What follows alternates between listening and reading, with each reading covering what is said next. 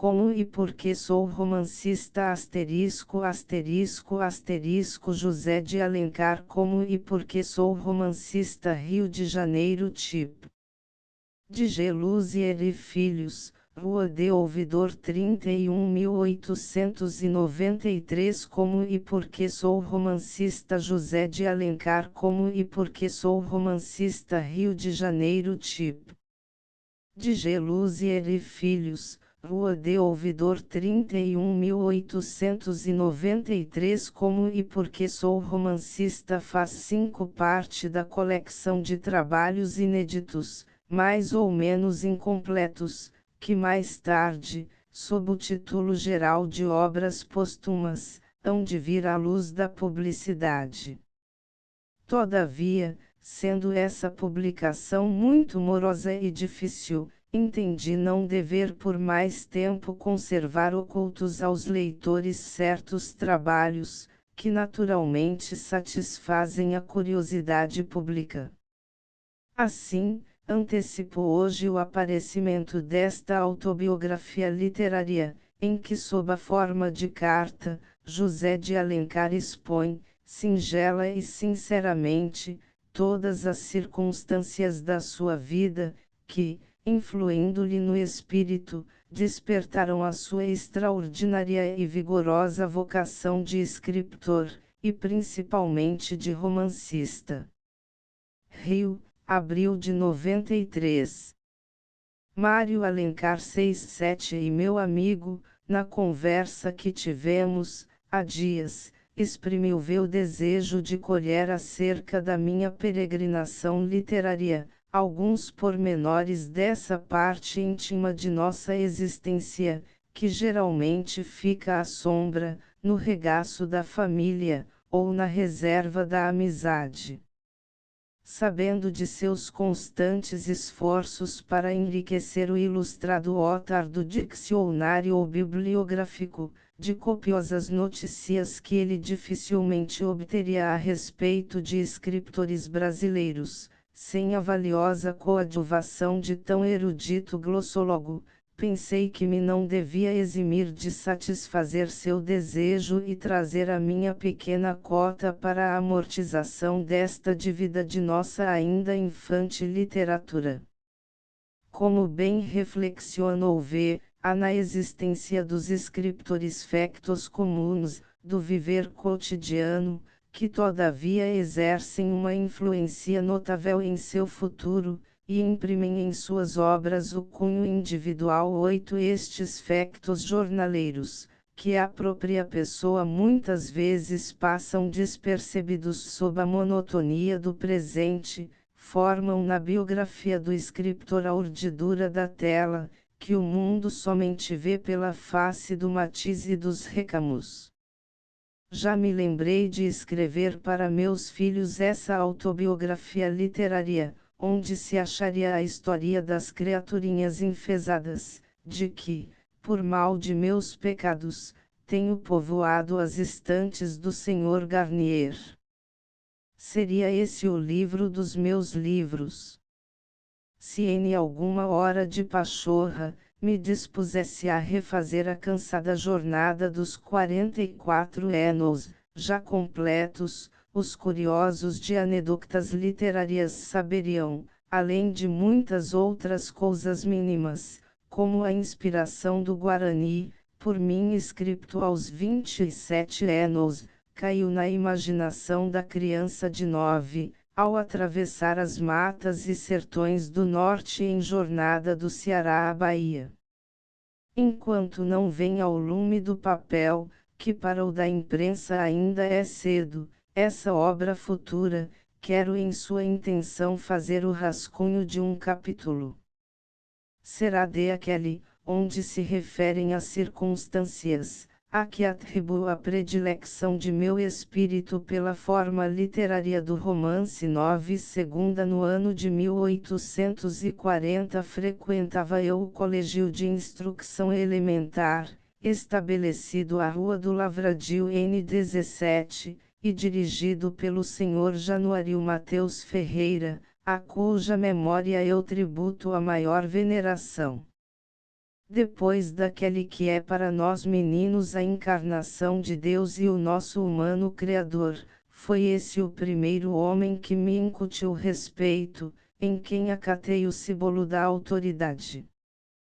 Quando me recolho da labutação diária com o espírito mais desprendido das preocupações do presente, e sucede-me ao passar pela rua do Lavradio pôr os olhos na tabuleta do colégio que ainda lá está na sacada do N17, mas com diversa designação, transporto-me insensivelmente àquele tempo, em que de fraque e boné, com os livros sobraçados, eu esperava ele na calçada fronteira o toque da sineta que anunciava a abertura das aulas. Toda a minha vida colegial se desenha no espírito com tão vivas cores, que parecem frescas de ontem, e todavia mais de 30 anos já lhes pairaram sobre. Vejo o enxame dos meninos, alvoriçando na loja, que servia de saguão, assisto aos manejos da cabala para a próxima eleição do monitor geral, ouço o tropel do bando que sobe as escadas, e se dispersa no vasto salão onde cada um busca o seu banco numerado. Mas o que sobretudo assoma nessa tela é o vulto grave de Januário Mateus Ferreira, como eu o via passeando diante da classe, com um livro na mão e a cabeça reclinada pelo hábito da reflexão. Usava ele de sapatos rinchadores, nenhum dos alunos do seu colégio ouvia de longe aquele som particular, na volta de um corredor, que não sentisse um involuntário sobressalto. Januário era talvez ríspido e severo em demasia, porém, nenhum professor o excedeu no zelo e entusiasmo com que desempenhava o seu árduo ministério. Identificava-se com o discípulo, transmitia-lhe suas emoções e tinha o dom de criar no coração infantil os mais nobres estímulos, educando o espírito com a emulação escolástica para os grandes certames da inteligência.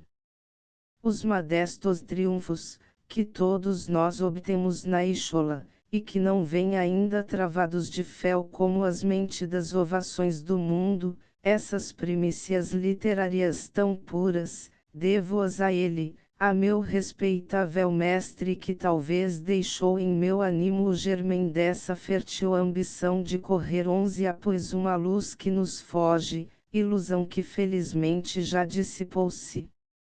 Dividia-se o diretor por todas as classes embora tivesse cada uma seu professor especial, desse modo andava sempre ao corrente do aproveitamento de seus alunos, e trazia os mestres como os discípulos em constante inspeção.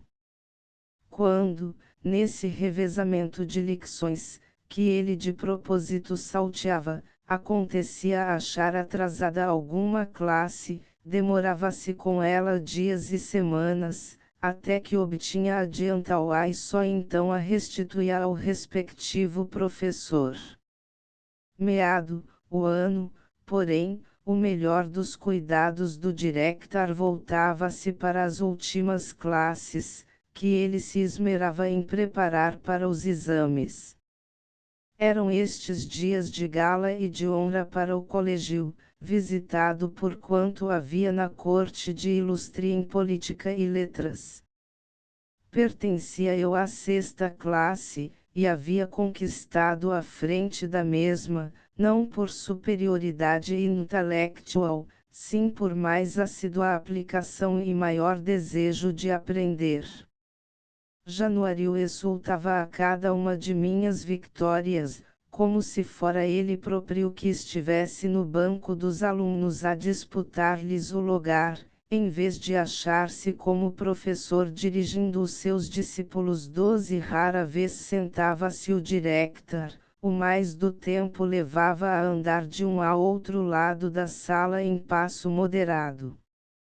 Parecia inteiramente distraído da classe, para a qual nem volvia os olhos, e todavia nada lhe escapava. O aparente descuido punha em prova a atenção incessante que ele exigia dos alunos, e da qual sobretudo confiava a educação da inteligência. Uma tarde ao findar a aula, houve pelo meio da classe um erro adiante, disse Januário, sem altear a voz, nem tirar os olhos do livro. Não recebendo resposta ao cabo de meio minuto, repetiu a palavra, e assim de seguida mais 6 vezes. Calculando pelo número dos alunos, estava na mente de que só a 7ª vez, depois de chegar ao fim da classe é que me tocava responder como o primeiro na ordem da colocação. Mas um menino dos áltimos lugares tinha saído poucos momentos antes com licença, e escapava-me esta circunstância. Assim, quando sorrindo eu esperava a palavra do professor para dar o quinal, e ao ouvir o 7º adiante, perfilei-me no impulso de responder, um olhar de Januário gelou-me a voz nos lóbios. Compreende, tanto mais quanto o menino ausente voltava a tomar seu lugar. Não me animei 13 a reclamar, porém creio que em minha fisionomia se estampou com a sinceridade e a energia da infância, o confrangimento de minha alma. Meu imediato ímulo, que me foi depois amigo e colega de ano em S. Paulo, era o Aguiarcinho, Dr. Antônio Nunes de Aguiar, filho do distinto general do mesmo nome, bela inteligência e nobre coração ceifados em flor, quando o mundo lhe abria de par em par as suas portas de ouro e pórfiro. Ansioso aguardava ele a ocasião de se desforrar da partida que lhe eu havia ganho, depois de uma luta porfiada todavia não lhe acudiu a resposta de prompto, e passaria a sua vez, se o director não lhe deixasse tempo bastante para maior esforço do que fora dado aos outros e sobretudo a mim afinal ocorreu-lhe a resposta, e eu com o coração transido, cede ao meu vencedor o lugar de honra que tinha conquistado de grau em grau, e conseguira sustentar havia mais de 2 meses. Nos 30 anos vividos desde então, muita vez fui esbulhado do fruto do meu trabalho pela mediocridade agaloada, nunca senti senão o desprezo que merecem tais pirraças da fortuna, despeitada contra aqueles que não a incensam. Naquele momento porém, vendo perdido o prêmio de um estudo assíduo, e mais por surpresa 14 do que por deficiência, saltaram-me as lágrimas que eu traguei silenciosamente, para não abater-me ante a adversidade. Nossa classe trabalhava em uma varanda ao rés do chão, cercada pelo arvoredo do quintal. Quando, pouco antes da Ave Maria, a sineta dava signal da hora de encerrar as aulas, Januário fechava o livro, e com o tom breve do comando ordenava uma espécie de manobra que os alunos executavam com exatidão militar. Por causa da distância da varanda, era quando todo o colégio já estava reunido no grande salão e os meninos em seus assentos numerados, que entrava em passo de marcha a 6ª classe à cuja frente vinha eu, o mais pirralho e enfesadinho da turma em que o geral se avantajava na estatura, fazendo eu assim às vezes de um ponto.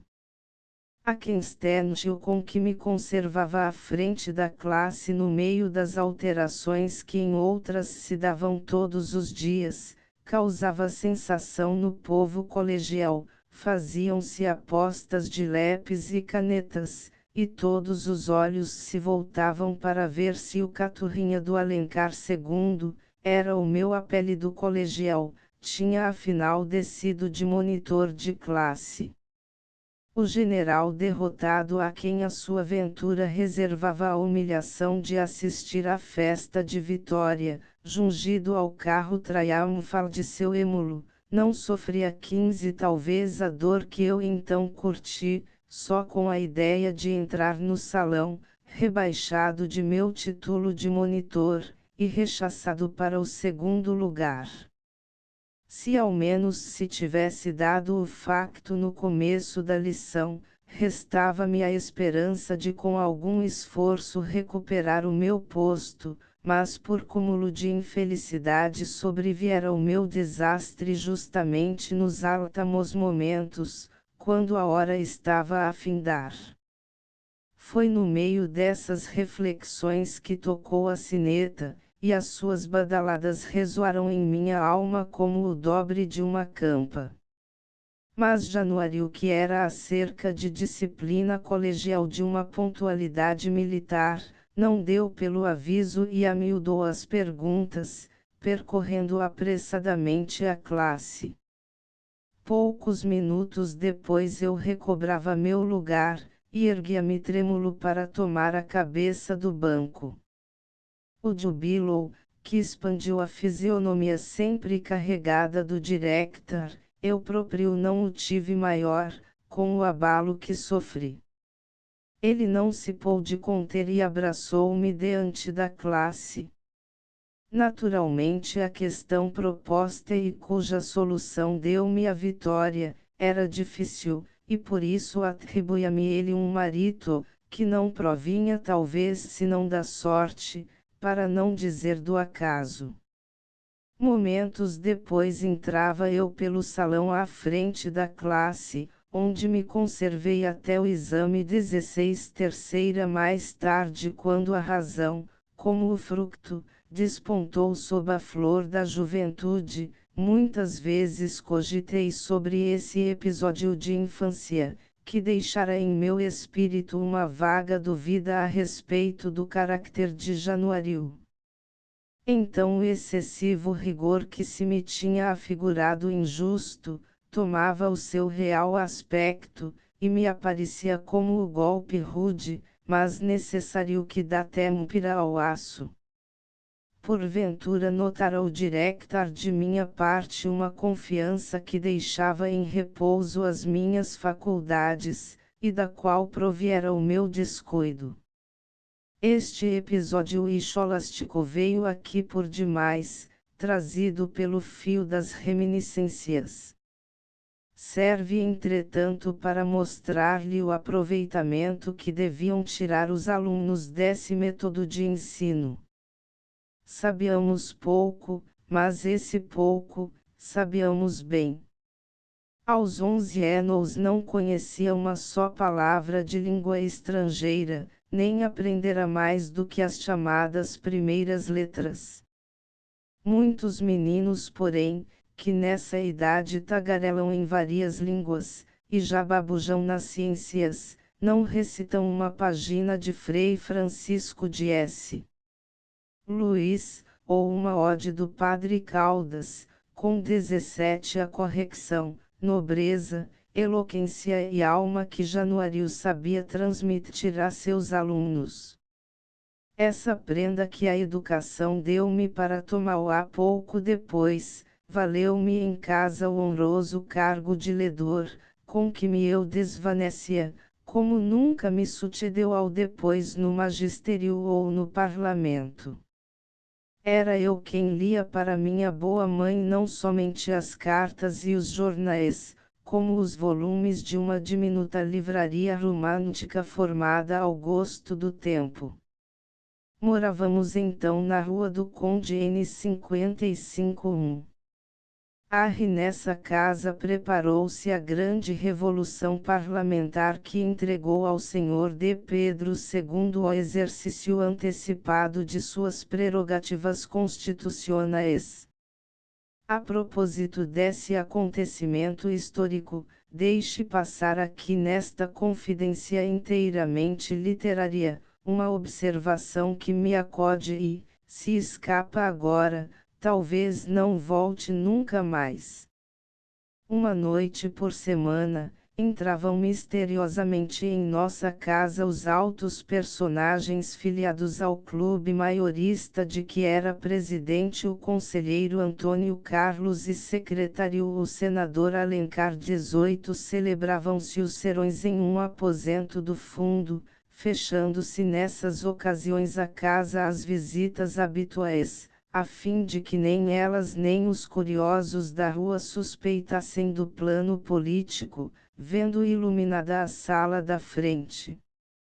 Enquanto deliberavam os membros do clube, minha boa mãe assistia ao preparo de chocolate com bolinholos, que era costume oferecer aos convidados por volta de 9 horas, e eu, ao lado com impertinências de filho querido, insistia por saber o que ele ia fazer aquele agente. Conforme o humor em que estava, minha boa mãe às vezes divertia-se logrando com historias a minha curiosidade infantil, outras deixava-me falar às paredes e não se distraía de suas ocupações de dona de casa. Até que chegava a hora do chocolate. Vendo partir carregada de tantas gulosinas a bandeja que voltava completamente destroçada, eu que tinha os convidados na conta de cidadãos respeitáveis, preocupados dos mais graves assuntos, indignava-me ante aquela devastação, e dizia com a mais profunda convicção: o que estes homens vêm fazer aqui é regalarem-se de chocolate. Essa, a primeira observação do menino em coisas de política, ainda não desmentiu a experiência 19 do homem. No fundo de todas as evoluções lá está o chocolate, embora sob vários aspectos. Há caracteres íntegros, como o do senador Alencar, apasta-los sinceros de uma ideia e mártires dela. Mas estes são esquecidos na hora do triunfo, quando não servem de vítimas para aplacar as aiares celestes. Suprima este mau trecho que insinuou-se malgrado e contra todas as usanças em uma palestra, se não ao coin feu, em todo o caso aqui neste cantinho da imprensa. Afora os dias de sessão, a sala do fundo era a estação habitual da família. Não havendo visitas de cerimônia, sentava-se minha boa mãe e sua irmã de Florinda com os amigos que apareciam, ao redor de uma mesa redonda de jacarandá, no centro da qual havia um candeeiro. Minha mãe e minha tia se ocupavam com trabalhos de costuras, e as amigas, para não ficarem ociosas, as ajudavam. Dados os primeiros momentos, a conversação passava-se à leitura e era eu chamado ao lugar de honra. Muitas vezes, confesso, essa honra me arrancava bem a contragosto de um sono começado ou de um folguedo querido. Já naquela idade a reputação é um fardo e bem pesado. 20 lia-se até a hora do chá, e tópicos havia tão interessantes que eu era obrigado à repetição. Compensavam esse excesso, as pausas para dar lugar às expansões do auditório, o qual desfazia-se em recriminações contra algum mau personagem, ou acompanhava de seus votos e simpatias o herói perseguido. Uma noite, daquelas em que eu estava mais possuído do livro, lia com expressão uma das páginas mais comoventes da nossa biblioteca. As senhoras, de cabeça baixa, levavam o lenço ao rosto, e poucos momentos depois não poderam conter os soluços que rompiam-lhes o seio. Com a voz afogada pela comoção e a vista empanada pelas lágrimas, eu também cerrando ao peito o livro aberto, disparei em pranto e respondia com palavras de consolo às lamentações de minha mãe e suas amigas. Nesse instante assomava à porta um parente nosso, o Rev. Padre Carlos Peixoto de Alencar, já assustado com o choro que ouvira ao entrar, vendo-nos a todos naquele estado de aflição, ainda mais perturbou-se. Que aconteceu? Alguma desgraça? Perguntou arrebatadamente. As senhoras, escondendo o rosto no lenço para ocultar do padre Carlos o pranto e evitar os 21 seus remoques, não proferiram palavra. Tomei eu a mim responder: foi o pai de Amanda que morreu. Disse mostrando-lhe o livro aberto. Compreendeu o padre Carlos e soltou uma gargalhada, como ele a sabia dar, verdadeira gargalhada homérica, que mais parecia uma salva de sinos já repicarem do que riso humano. E após esta, outra e outra, que era ele inexgotável, quando ria de abundância de coração, com o dínio ou prazenteiro de que a natureza o dotara. Foi essa leitura contínua e repetida de novelas e romances que primeiro imprimiu em meu espírito a tendência para essa forma literária que é entre todas a de minha predileção. Não me animo a resolver esta questão psicológica, mas creio que ninguém contestará a influência das primeiras impressões. Já vi atribuir o gênio de Mozart e sua precoce revelação à circunstância de ter ele sido acalentado no berço e criado com música. Nosso repertório romântico era pequeno, compunha-se de uma dúzia de obras entre as quais primavam a Amanda e Oscar, Saint Clair das Ilhas, Celestina e outros de que já não me recordo. Esta mesma escassez, e a necessidade de reler 22 uma e muitas vezes o mesmo romance, quiçá contribuiu para mais gravar em meu espírito os moldes dessa estrutura literária, que mais tarde deviam servir aos informes esboços do novel escritor. Mas não tivesse eu herdado de minha santa mãe a imaginação de que o mundo apenas vê as flores, desbotadas embora, e de que eu somente sinto a chama incessante, que essa leitura de novelas mal teria feito de mim um maquênico literário, desses que escrevem presépis em vez de romances. Quarta, ó primeiro broto da semente que minha boa mãe lançara em meu espírito infantil, ignara dos desgostos que preparava a seu filho querido, veio 2 anos depois. Entretanto é preciso que lhe diga. Se a novela foi a minha primeira lição de literatura, não foi ela que me estreou na carreira de escritor. Este título cabe a outra composição, modesta e ligeira, e por isso mesmo mais própria para exercitar um espírito infantil. O dom de produzir a faculdade criadora, se a tenho, foi a charada que a desenvolveu em mim 23 e eu teria prazer em referir-lhe esse episódio psicológico, se não fosse o receio de alongar-me demasiado, fazendo novas excursões fora do assunto que me propus. Foi em 1841. Já então havíamos deixado a casa da Rua do Conde, e morávamos na chácara da Rua de Maruiene 7, de onde também surgiram importantes acontecimentos de nossa história política. E todavia ninguém se lembrou ainda de memorar o nome do senador Alencar, nem mesmo por esse meio e canamico de uma esquina de rua. Não vai nisso mais que um reparo, pois sou avesso a semelhante modo de honrar a memória dos beneméritos, além de que ainda não perdi a esperança de escrever esse nome de minha veneração no frontispício de um livro que lhe sirva de monumento. O seu vulto histórico, não o atingem por certo as calúnias póstumas que sem reflexão foram acolhidas em umas páginas ditas de história constitucional, mas quantos dentre vós estudam conscienciosamente o passado?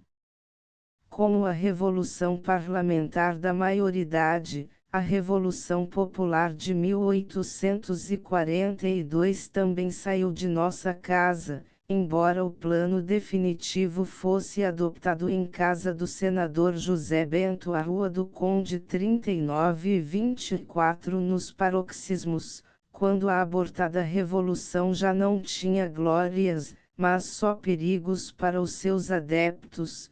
Foi na chácara do senador Alencar que os perseguidos acharam asilo, em 1842 como em 1848.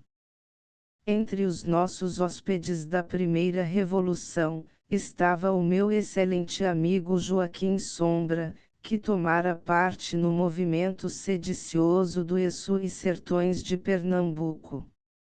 Contava ele então os seus 20 e poucos anos, estava na flor da mocidade, cheio de ilusões e entusiasmos.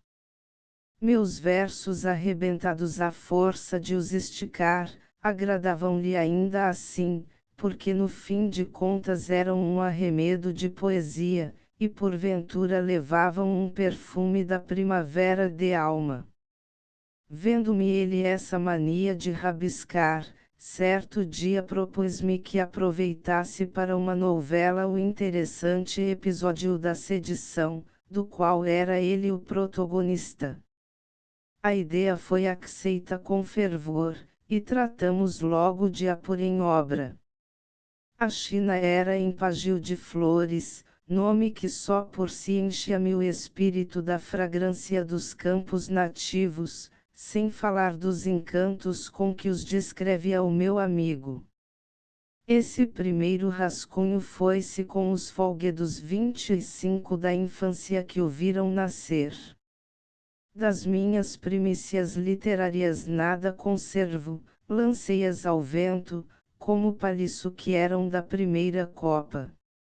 Não acabei o romance do meu amigo Sombra, mas em compensação de não ter o feito herói de um poema, coube-me, 27 anos depois, a fortuna mais prosaica de nomeá-lo coronel, posto que ele dignamente ocupa e no qual presta relevantes serviços à causa pública. Um ano depois parti para S. Paulo, onde ia estudar os preparatórios que me faltavam para a matrícula no curso jurídico. Vi com a minha bagagem, lá no fundo da canastra, iam uns quadernos escritos em letra miúda e conchegada. Eram o meu tesouro literário. Ali estavam fragmentos de romances, alguns apenas começados, outros já no desfecho, mas ainda sem princípio. De charadas e versos nem lembrança. Estas flores efêmeras das primeiras éguas tinham passado com elas. Rasgara as páginas dos meus canhenhos e atirara os fragmentos no turbilhão das folhas secas das mangueiras, a cuja sombra folgará aquele ano feliz de minha infância 26. Nessa época tinha eu 2 moldes para o romance. Um merencório, cheio de mistérios e pavores, esse, o recebera das novelas que tinha lido. Nele a China começava nas minas de um castelo, amortalhadas pelo baço clarão da lua, ou em alguma capela gótica frouxamente esclarecida pela lâmpada, cuja luz esbatia-se na lousa de uma campa. O outro molde, que me fora inspirado pela narrativa pitoresca do meu amigo Sombra, era risonho, loução, brincado, recendendo graças e perfumes agrestes. A Riachina abria-se em uma campina, marchetada de flores, e regada pelo sussurrante arroio que abordava de recamos cristalinos. Tudo isto porém era esfumilho que mais tarde devia apagar-se. A página acadêmica é para mim, como para os que a viveram, riquíssima de reminiscências, e nem podia ser de outra forma, pois abrange a melhor monção da existência. Não tomarei dela porém senão o que tem relação com esta carta. Ao chegar a S. Paulo era eu uma criança de 13 anos, cometida aos cuidados de um parente, então estudante do terceiro ano, e que atualmente figura com lustre na política e na magistratura. 27 Algum tempo depois de chegado, instalou-se a nossa República ou Comunhão Acadêmica à Rua de S. Bento, esquina da Rua da Quitanda, em um sobradinho acachapado, cujas lojas do fundo eram ocupadas por quitandeiras. Nossos companheiros foram 2 estudantes do 5º ano, um deles já não é deste mundo, o outro pertence à alta magistratura, de que é ornamento. Naqueles bons tempos da mocidade, deleitava-o a literatura, e era entusiasta do Dr. Joaquim Manuel de Macedo, que pouco havia publicara o seu primeiro e gentil romance A Moreninha.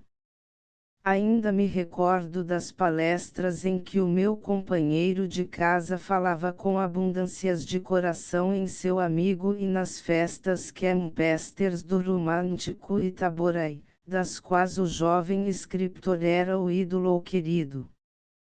Nenhum dos ouvintes bebe a esses pormenores com tamanha avidez como eu, para quem eram elas completamente novos. Com a timidez e o acanhamento de meus 13 anos, não me animava a intervir na palestra, escutava à parte, e por isso ainda hoje tenho-as gravadas em minhas reminiscências, a estas tinas do viver escolástico.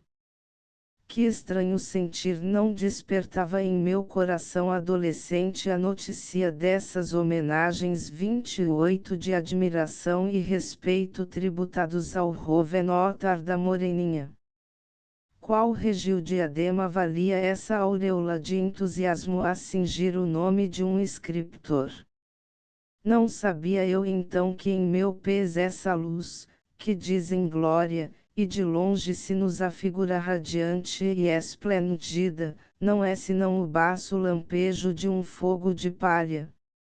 Naquele tempo o comércio dos livros era como ainda hoje artigo de luxo, todavia, apesar de mais baratas, as obras literárias tinham menor circulação.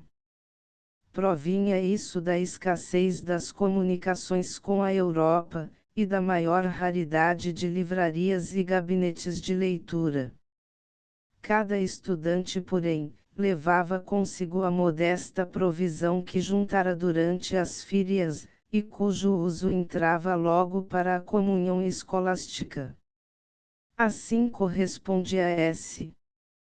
Paulo às honras de sede de uma academia, tornando-se o centro do movimento literário. Uma das livrarias, a que maior cabedal trazia a nossa comum biblioteca, era de Francisco Octaviano, que herdou do pai uma escolhida coleção das obras dos melhores escritores da literatura moderna, a qual o jovem poeta não se descuidava de enriquecer com as últimas publicações. Meu companheiro de casa era dos amigos de 29 Octaviano, e estava no direito de usufruir sua opulência literária. Foi assim que um dia vi pela primeira vez o volume das obras completas de Balzac, nessa edição em folha que os tipógrafos da Bélgica vulgarizam por preço módico. As horas que meu companheiro permanecia fora, passava-as eu com o volume na mão, a reler os títulos de cada romance da coleção, hesitando na escolha daquele por onde havia de começar. Afinal decidia-me por um dos mais pequenos, porém, mal começada a leitura, desistia ante a dificuldade. Tinha eu feito o exame de Francis à minha chegada em S.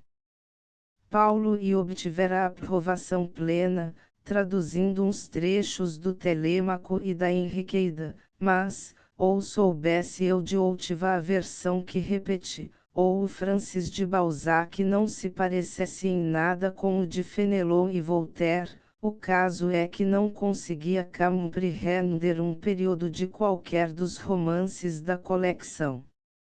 Todavia achava eu um prazer singular em percorrer aquelas páginas, e por um ou outro fragmento de ideia que podia colher nas frases indecifráveis, imaginava os tesouros, que ali estavam defesos à minha ignorância. Conto-lhe este pormenor para que veja quão descurado foi o meu ensino de Francis, falta que 30 se deu em geral com toda a minha instrução secundária, a qual eu tive de refazer na máxima parte, depois de concluído o meu curso de Direito, quando senti a necessidade de criar uma individualidade literária. Tendo meu companheiro concluído a leitura de Balzac, a instâncias minhas, passou-me o volume, mas constrangido pela oposição de meu parente que receava dessa diversão. Encerrei-me com o livro, e preparei-me para a luta. Escolhido o mais breve dos romances, armei-me do dicionário, e tropeçando a cada instante, buscando significados de palavra em palavra, tornando atrás para reatar o fio da oração, arquei sem esmorecer com a improba tarefa. Gastei 8 dias com a Grenadiere, porém um mês depois acabei o volume de Balzac, e no resto do ano li o que então havia de Alexandre Dumas e Alfredo de Vigny, além de muito de Chateaubriand e Victor Hugo. A escola francesa, que eu então estudava nesses mestres da moderna literatura, achava-me preparado para ela.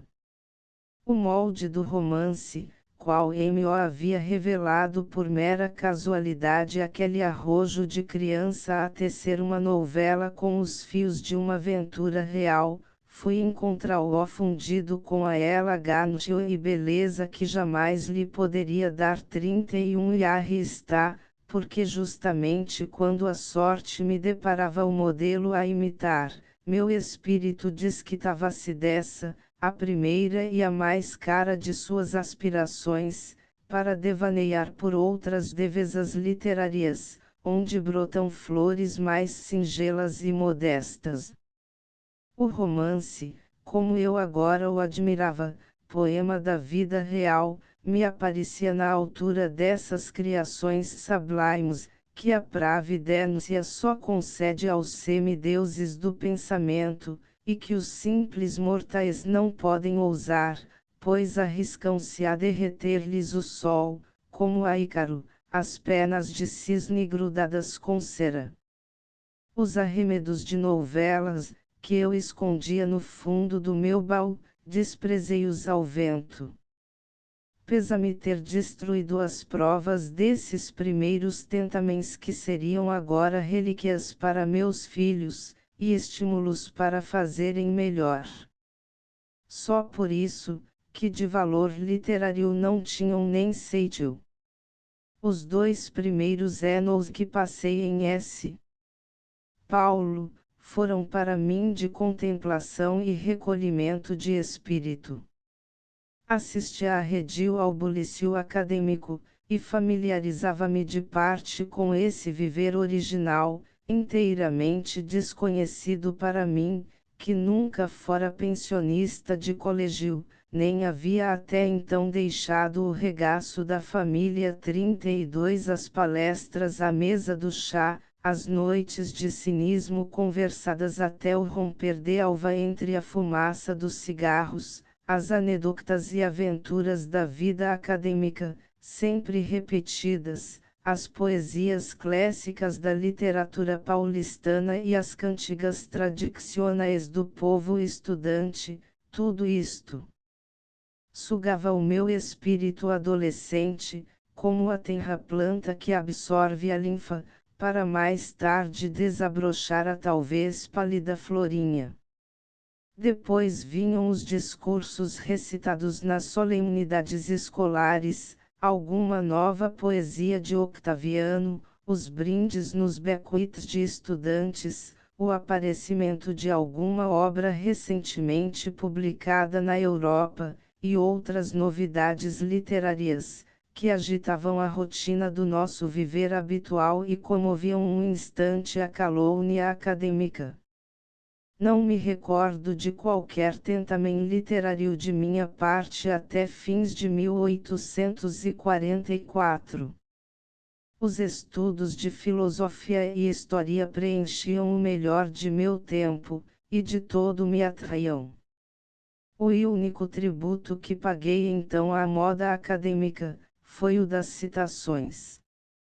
Era nesse ano de bom tom ter de memória frases e trechos escolhidos dos melhores autores, para repetir-os a propósito 33 vistos de longe, e através da razão, esses arremedos de erudição, arranjados com seus remendos alheios, nos parecem ridículos, e todavia é esse jogo de imitação que primeiro imprime ao espírito a flexibilidade, como ao corpo da gimnástica. Em 1845 voltou-me o prurido de escritor, mas esse ano foi consagrado à mania que então graçava de byronizar.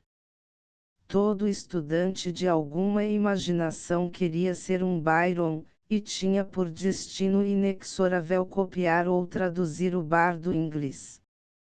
Confesso que não me sentia o menor jeito para essa transfusão, talvez pelo meu gênio taciturno e concentrado, que já tinha em si melancolia de sobejo, para não carecer desse empréstimo.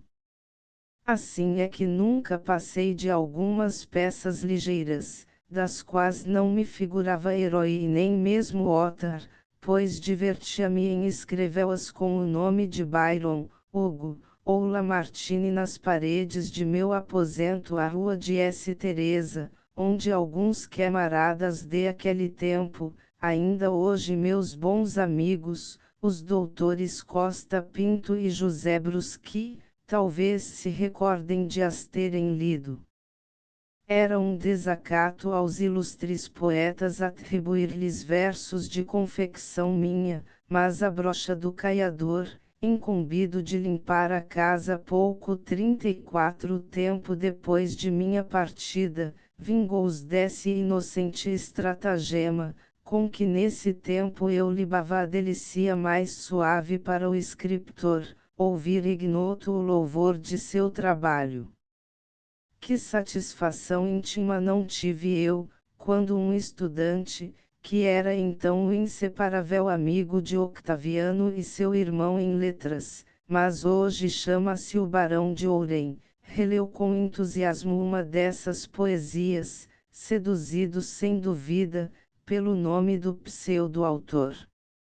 É natural que hoje nem se lembre desse pormenor, e mal saiba que de todos os cumprimentos que depois recebi de sua cortesia, nenhum valia aquele espontâneo movimento.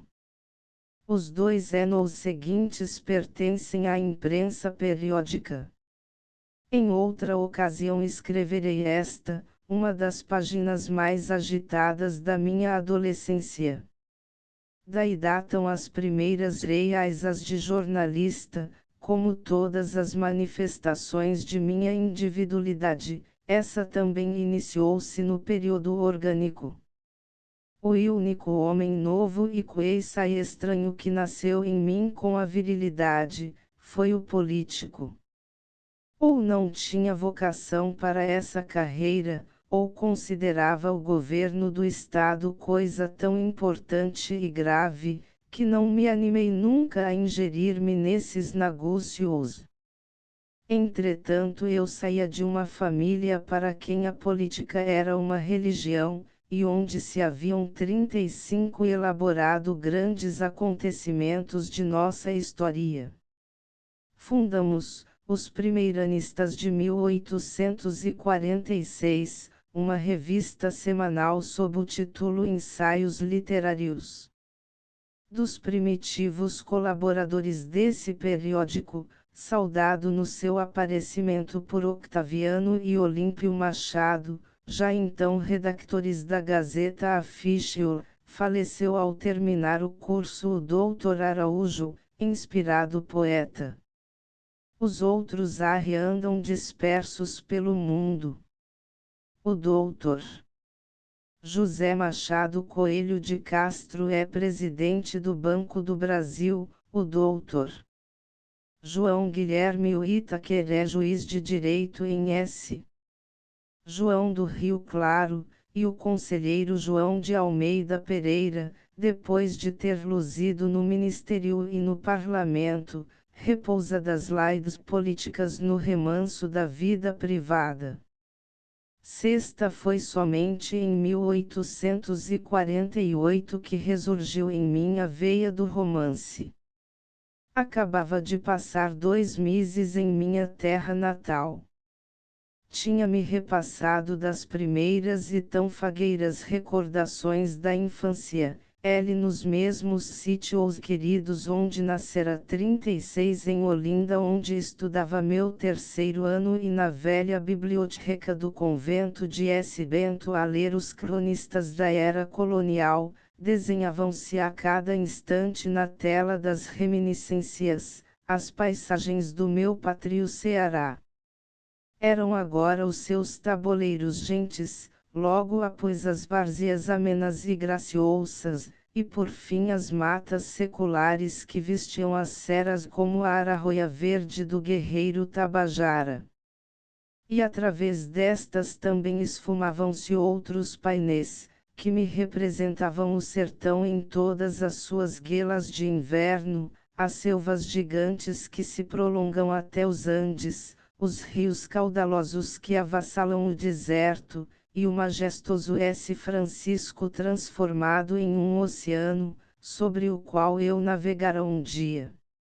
Chinas estas que eu havia contemplado com olhos de menino 10 anos antes, ao atravessar essas regiões em jornada do Ceará à Bahia, e que agora se debuxavam na memória do adolescente, e coloriam-se ao vivo com as tintas frescas da palheta cearense.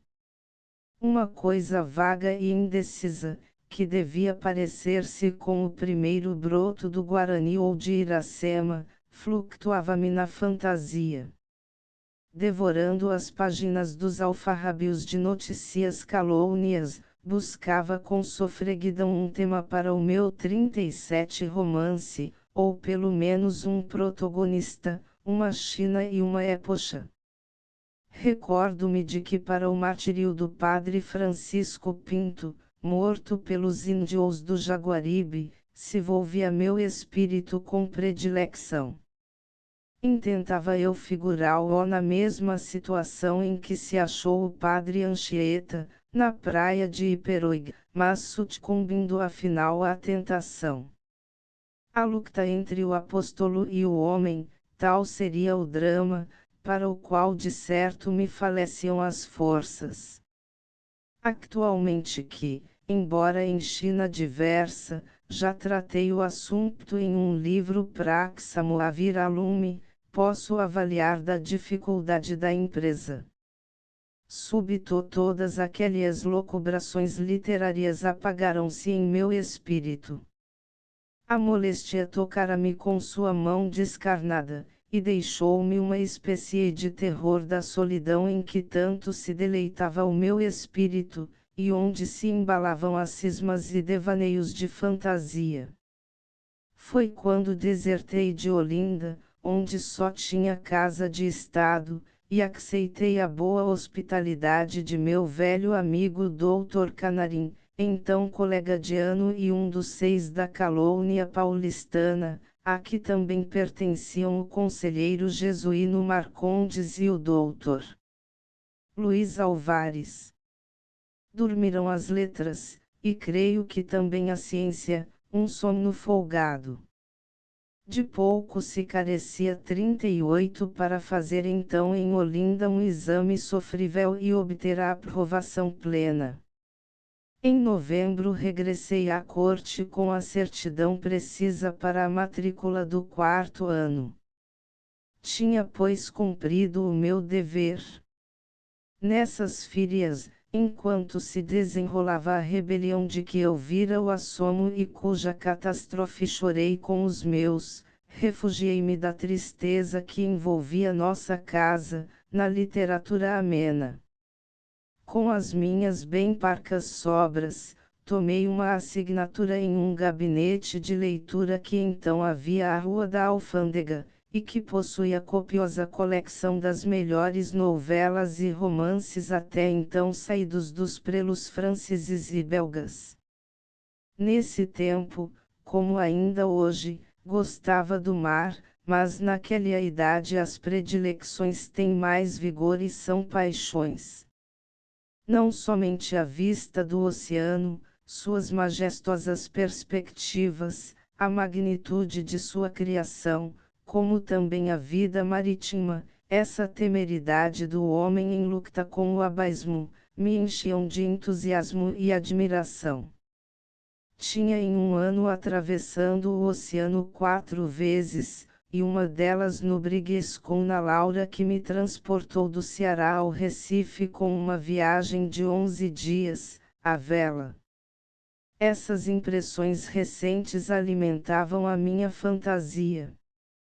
Devorei os romances marítimos de Walter 39 Scott e Cooper, um após outro, passei aos do Capitão Marryat e depois a quantos se tinham escrito desse gênero, pesquisa em que me ajudava o dono do gabinete, um Francis, de nome Cremieux, se bem me recordo, o qual tinha na cabeça toda a sua livraria. Li nesse decurso muita coisa mais, o que me faltava de Alexandre Dumas e Balzac, o que encontrei de Arlincourt, Frederico Soulier, Eugênio Sue e outros. Mas nada valia para mim as grandiosas marinhas de Scott e Cooper e os combates heroicos de Marryat. Foi então, fazem agora 26 anos, que formei o primeiro esboço regular de um romance, e meti ombres à empresa com infatigável porfia. Enxerimas de papel que tiveram a má sorte de servir de mecha para acender o cachimbo. Eis o caso. Já formado e praticante no escritório do Dr. Caetano Alberto, passava eu o dia, ausente de nossa chácara à Rua do Maruene 7 a meus queridos manuscritos, o mais precioso tesouro para mim, eu os trancara na cômoda, como, porém, tomassem o lugar da roupa, os tinham, sem que eu soubesse, arrumado na estante. De aí, um desalmado hóspede, todas as noites 40 quando queria pitar, arrancava uma folha, que torcia a modo de pavio e acendia na vela. Apenas escaparam ao incendiário alguns capítulos em 2 canhenhos, cuja letra miúda a custo se distingue no borrão de que a tinta, oxidando-se com o tempo, saturou o papel. Tinha esse romance por título Os Contrabandistas. Sua feitura havia de ser consoante à inexperiência de um moço de 18 anos, que nem possuía o gênio ou precoce de Victor Hugo, nem tinha outra educação literária, senão essa superficial e imperfeita, bebida em leituras a esmo. Minha ignorância dos estudos clássicos era tal, que eu só conhecia Virgílio e Horácio, como pontos difíceis do exame de latim, e de Homero apenas sabia o nome e a reputação. Mas o traço dos contrabandistas, como o dizei aos 18 anos, ainda hoje o tenho por um dos melhores e mais felizes de quantos me sugeriu a imaginação. Houvesse editor para as obras de longo fôlego, que já essa andaria a correr mundo, de preferência a muitas outras que dei a estampa nestes áltamos anos. A variedade dos gêneros que abrangia este romance, desde o idílio até a epopeia, era o que sobretudo me prendia e agradava. Trabalhava, não pela ordem dos capítulos, mas destacadamente 41 esta ou aquela das partes em que se dividia a obra. Conforme a disposição do espírito e a veia da imaginação, buscava entre todos o episódio que mais se moldava às ideias do momento. Tinha para não perder-me nesse dédalo o fio da ação que não cessava de percorrer. A estas circunstâncias atribuo ter o meu pensamento, que eu sempre conheci havido de novidade, se demorado nesse esboço por tanto tempo, pois, 4 anos depois, já então formado, ainda era aquele o tema único de meus tentamentos no romance, e se alguma outra ideia despontou, foi ela tão pálida e efêmera que não deixou vestígios. Sétima eis-me de repente lançado no turbilhão do mundo.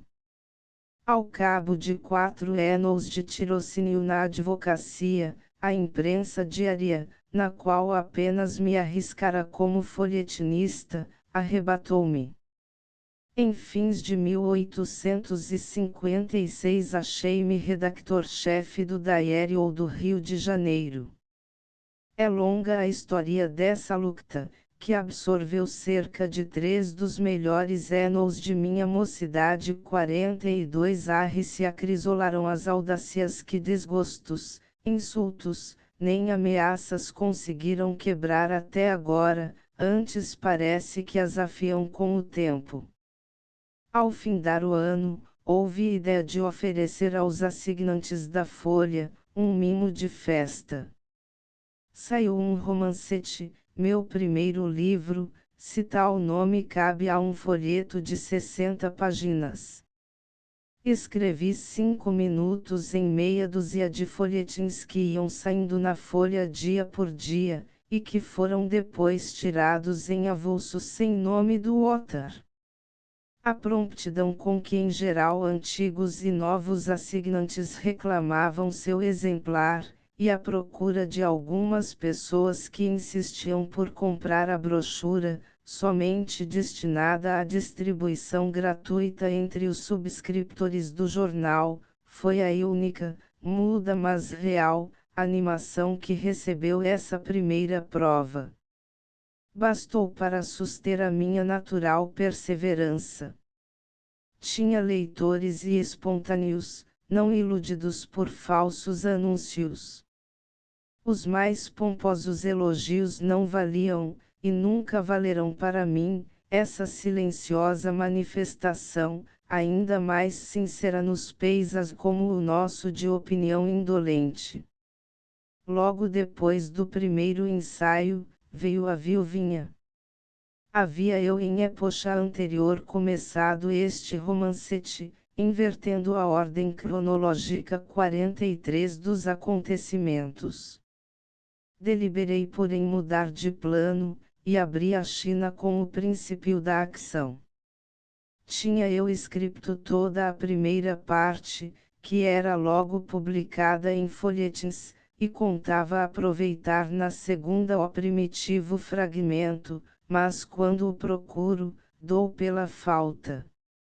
Sabidas as contas, Leonel II, que era então o encarregado da revista semanal, Livro do Domingo, como ele a intitulou, achando-se um sábado em branco, pediu-me alguma coisa com que encher o rodapé da folha.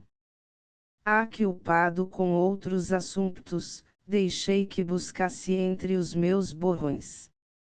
No dia seguinte lograva ele aos leitores, dando-lhes em vez da habitual palestra, um conto.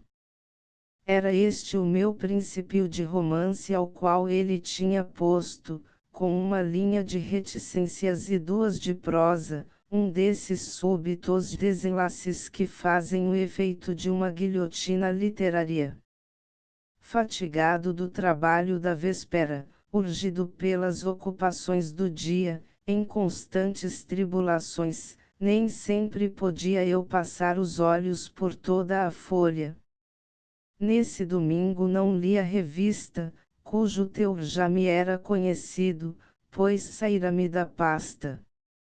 Imagine como fiquei, em meio de um romance 44 cuja continuação o leitor já conhecia 8 dias antes. Que fazer?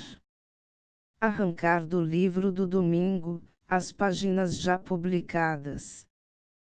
Podia-o fazer, pois o folhetinista não as dera como suas, e deixara entrever o ótar, mas fora matar a ilusão. De aí veio o abandono desse romancete, apesar dos pedidos que surgiam a espaços, instando pela conclusão. Só 3 anos depois, quando meu amigo e hoje meu cunhado Dr. Joaquim Bento de Souza Andrade, quis publicar uma segunda edição de 5 minutos, escrevia o final da Viuvinha, que faz parte do mesmo volume.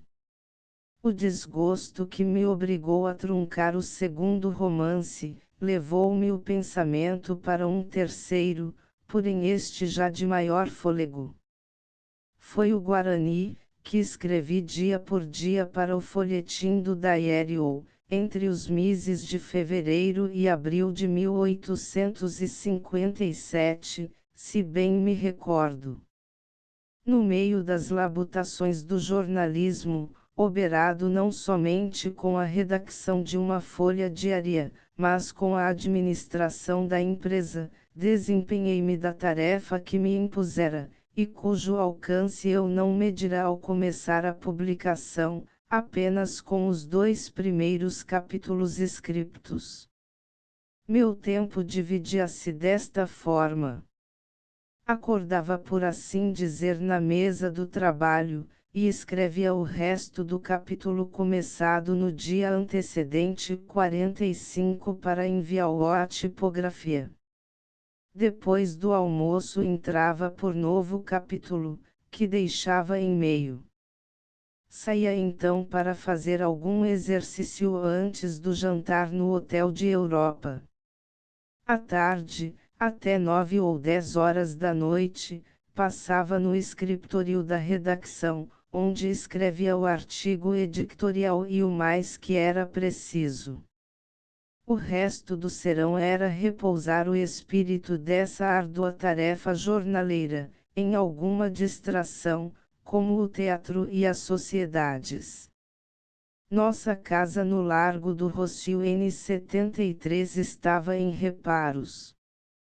Trabalhava eu em um quarto do segundo andar, ao estrépito do martelo, sobre uma banquinha de cedro que apenas chegava para o mister da escripta, e onde a minha velha caseira Angela servia-me o parco almoço.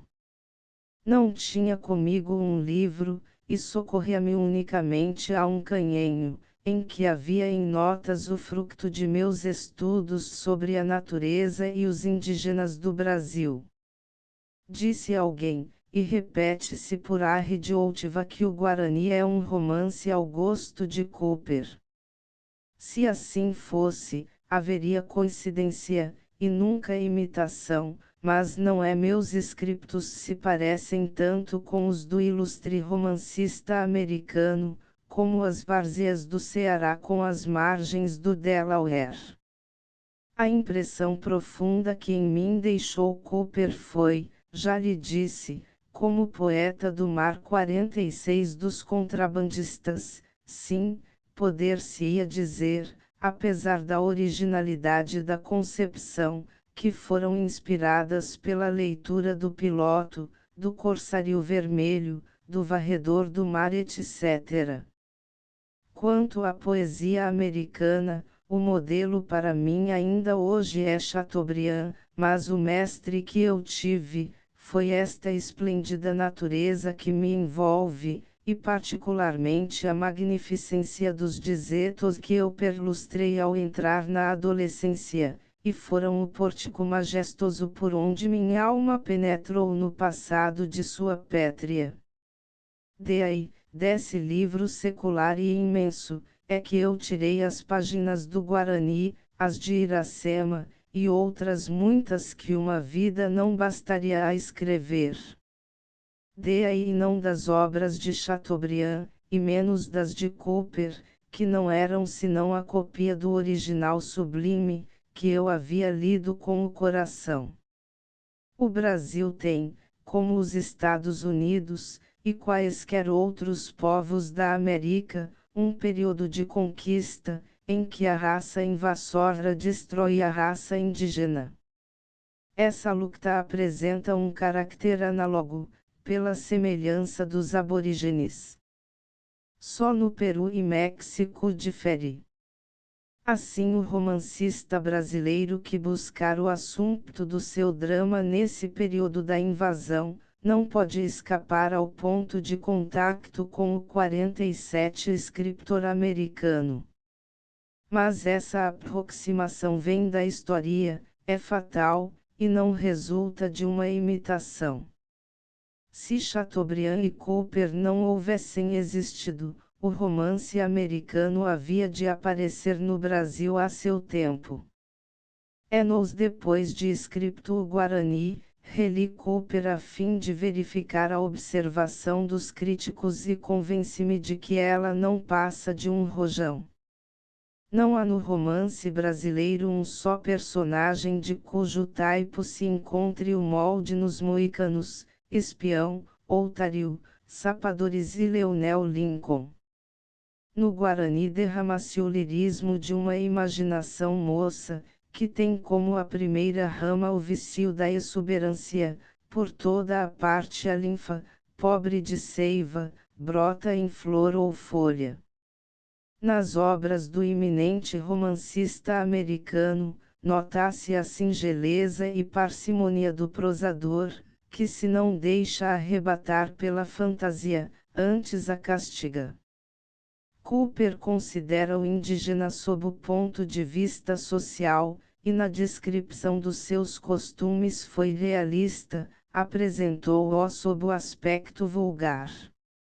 No Guarani o selvagem é um ideal, que o escritor intenta poetizar, despindo-o da crosta grosseira de que o envolveram os cronistas, e arrancando-o ao ridículo que sobre ele projectam os restos embrutecidos da coeça e extinta raça. Mas Cooper descreve a natureza americana 48, dizem os críticos. E que havia ele de descrever, senão a China do seu drama. Antes dele Walter Scott deu o modelo dessas paisagens à pena, que fazem parte da cor local. O que se precisa examinar é se as descrições do Guarani têm algum parentesco ou afinidade com as descrições de Cooper, mas isso não fazem os críticos, porque dá trabalho e exige que se pense. Entretanto, basta o confronto para conhecer que não se parecem nem no assunto, nem no gênero e estilo. A edição avulsa que se tirou do Guarani, logo depois de concluída a publicação em folhetim, foi comprada pela Livraria do Brandão por R$ 1,4 mil que cede à empresa. Era essa edição de 1.000 exemplares, porém 300 estavam truncados, com as vendas de volumes que se faziam à formiga na tipografia. Restavam pois 700, saindo o exemplar a 2,000. Foi isso em 1857.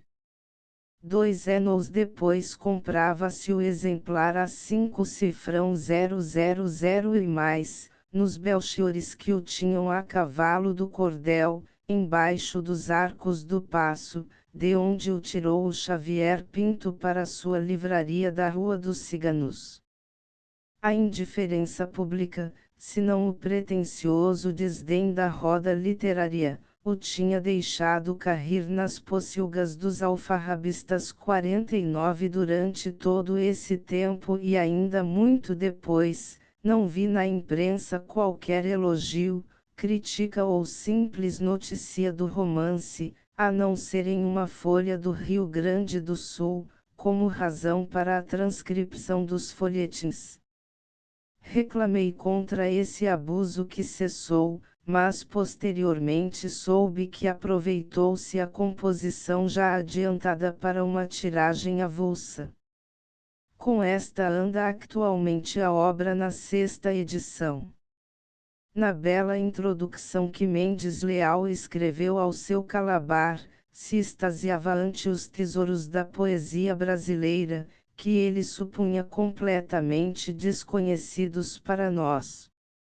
E tudo isto oferecido ao romancista, virgem, intacto, para escrever, para animar, para reviver.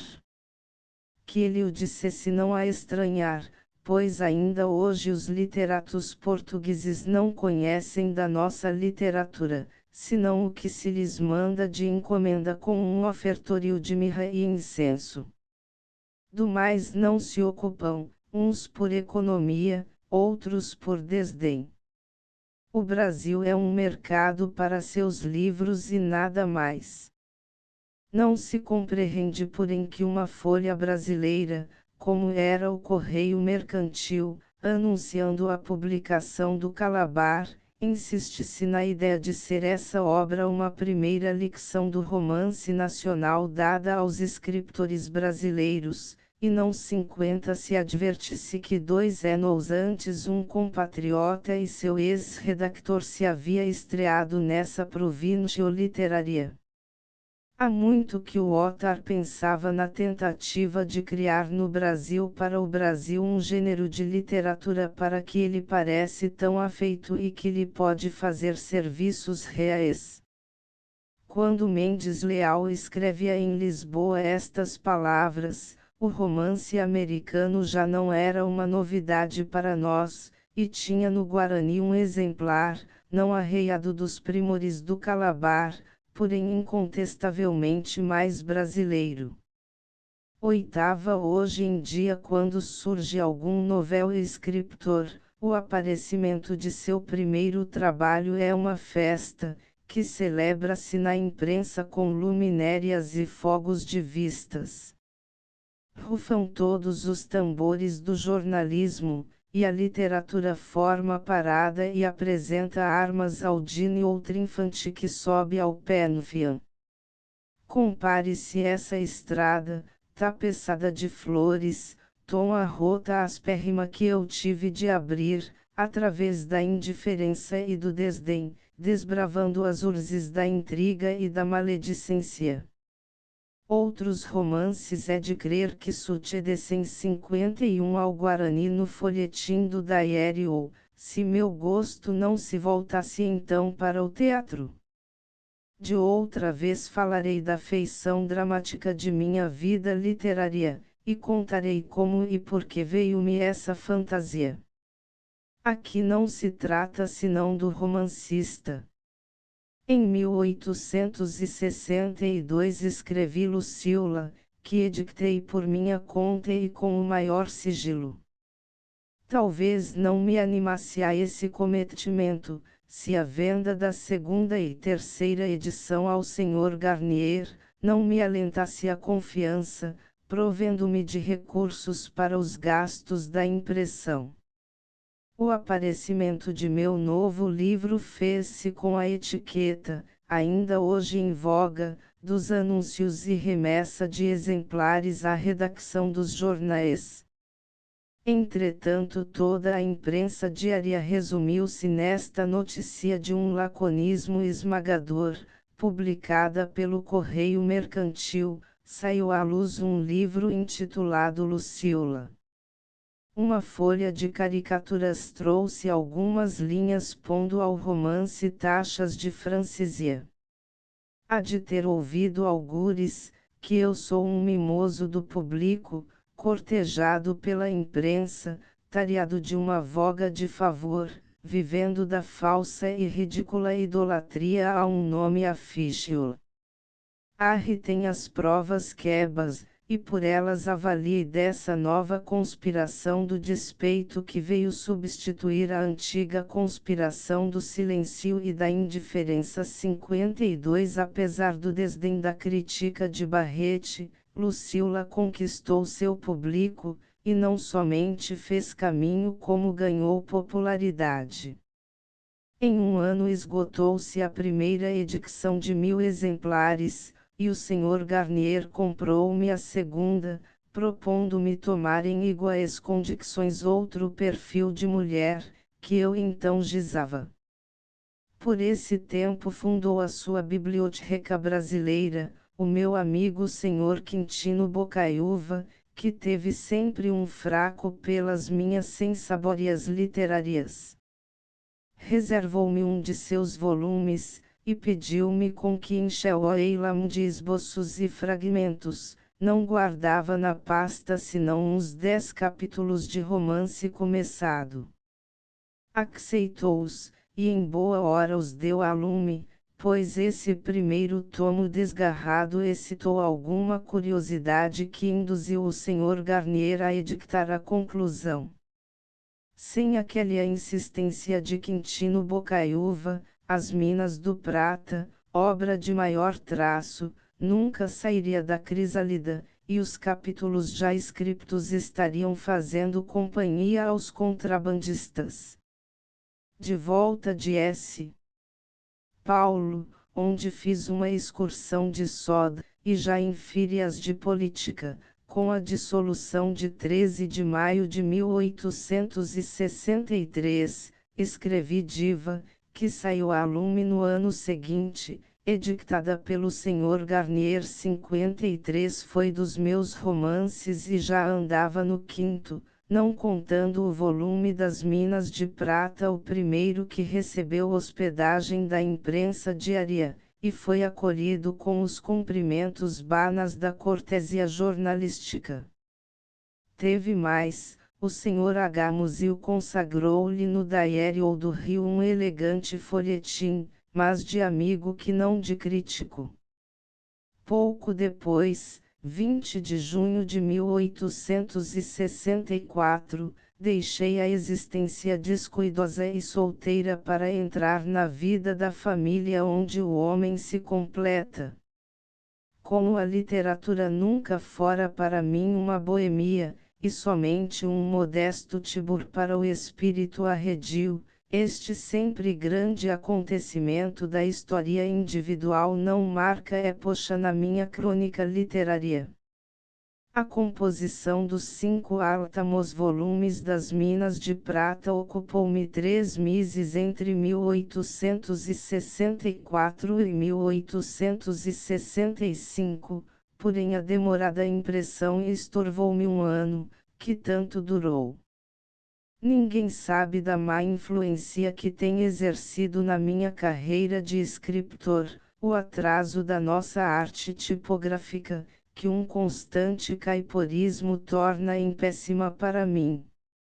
Se eu tivesse a fortuna de achar oficinas bem montadas com hábeis revisores, meus livros sairiam mais corretos, a atenção e o tempo por mim despendidos em rever, e mal, provas truncadas, seriam melhor aproveitadas em compor outra obra. 54 Para publicar Iracema em 1869 fui obrigado a editá-lo por minha conta, e não andei mal inspirado, pois antes de 2 anos a edição extinguiu-se.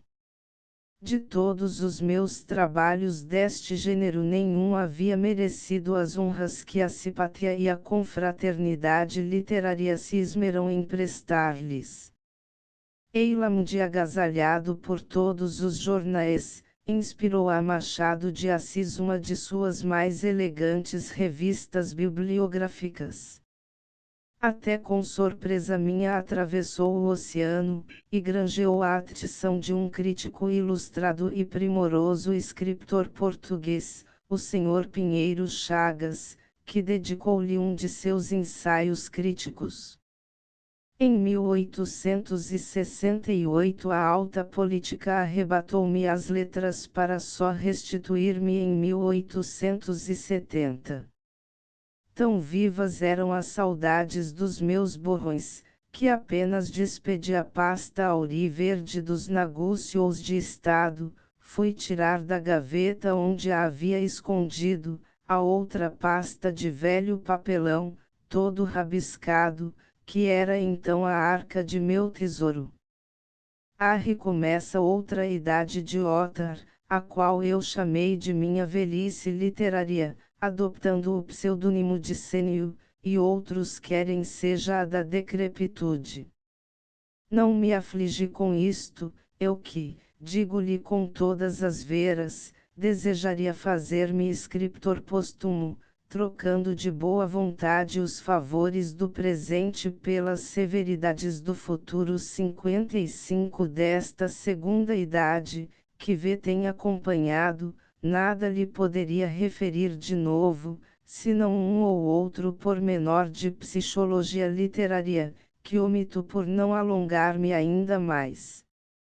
Afora isso, o resto é monótono, e não passaria de datas, entremeados da inexgotável serrazina dos Ottars contra os tipógrafos que lhes estripam o pensamento. Ao cabo de 22 anos de gleba na imprensa, achei afinal um editor, o Sr. B. Garnier, que espontaneamente ofereceu-me um contrato vantajoso em meados de 1870. O que lhe deve a minha coleção, ainda antes do contrato, terá visto nesta carta. Depois, trouxe-me esta vantagem, que na concepção de um romance e na sua feitura, não me turva a mente a lembrança do tropeço material, que pode matar o livro, ou fazer dele uma larva. Deixe arrotarem os poetas mendicantes. O Magnus Apolo da poesia moderna, o deus da inspiração e pei das musas deste século, é essa entidade que se chama Edictor, e o seu Parnaso uma livraria. Se outrora houve Homeros, Sófocles, Virgílios, Horácios e Dantes, sem tipografia nem impressor, é porque então escreve-se nessa página imortal que se chama a tradição. O poeta cantava, e seus carmos se iam gravando no coração do povo. 56 Todavia ainda para o que teve a fortuna de obter um editor, o bom livro é no Brasil e por muito tempo será para seu Ottar, um desastre financeiro. O cabedal de inteligência e trabalho que nele se emprega, daria em qualquer outra aplicação, lucro cêntuplo. Mas muita gente acredita que eu me estou cevando em ouro, produto de minhas obras. Ninguém ousaria acreditar imputam-me isso a crime, alguma coisa como sórdida cobiça. Que pés é este onde forja-se uma falsidade, e para quê? Para tornar odiosa e desprezível a riqueza honestamente ganha pelo mais nobre trabalho, o da inteligência. Dir-me-á que em toda a parte há dessa praga, sem dúvida, mas é praga, e não tem foros e respeitos de jornal, admitido ao grêmio da imprensa. Excede-me além do que devia, o prazer da conversa. 3 maio de 1873. José de Alencar. Hoje com a mania das crismas, do Visconde do Rio Branco J.A. Conselheiro Leonel de Alencar, hoje Barão de Alencar. 3 Aqui ficou interrompida a frase final deste trabalho, já datado e assignado pelo seu autor. Asterisco End of the Project Gutenberg e-book Como e Porque Sou Romancista Update de Editions will replace the previous one the old editions will be renamed. creating the works from print editions not protected by US copyright law means that no one owns a United States copyright in these works, so the foundation, and you, can copy and distribute it in the United States without permission and without paying copyright royalties.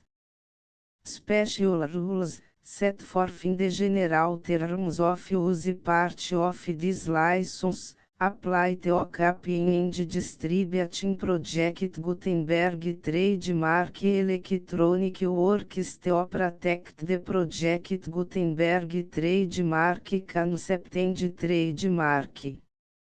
Project Gutenberg is a registered trademark, and may not be used if you charge for an e-book, except by following the terms of the trademark license, including paying royalties for use of the Project Gutenberg trademark.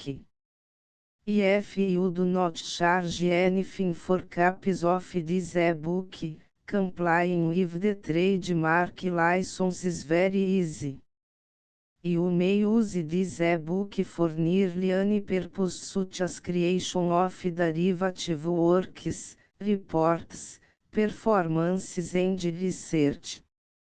Project Gutenberg e-books may be modified and printed and given away. You may do practically anything in the United States with e-books not protected by US copyright law.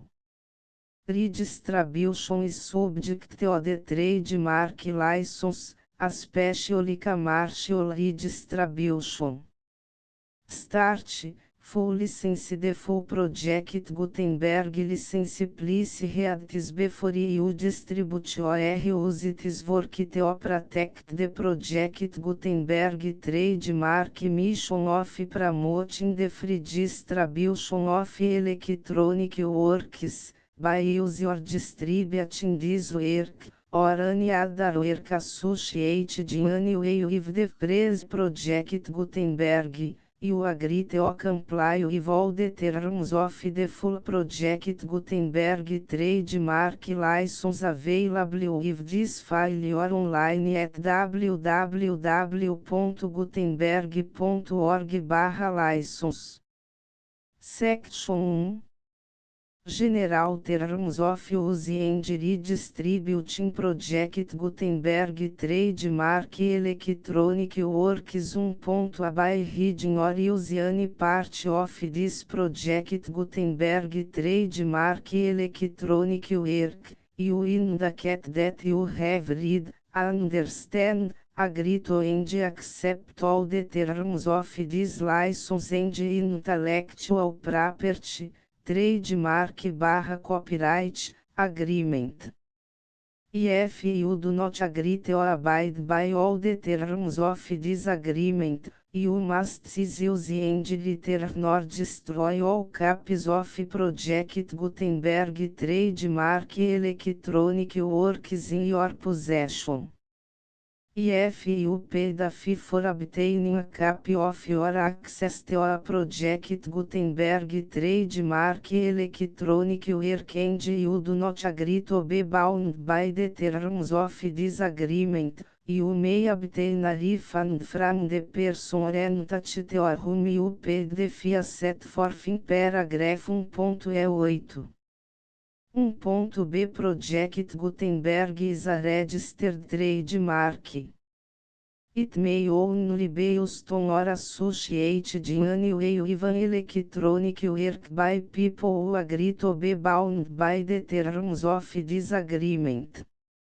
There are a few fees that you can do with most Project Gutenberg trademark electronic works even without complying with the full terms of this agreement. See paragraph 1.c below. There are a lot of fees you can do with Project Gutenberg trademark electronic works if you follow the terms of this agreement and help preserve free future access to Project Gutenberg trademark electronic works. See paragraph 1. E below. 1c. The Project Gutenberg Literary Archive Foundation, the Foundation or PGLAF, owns a compilation copyright in the collection of Project Gutenberg trademark electronic works.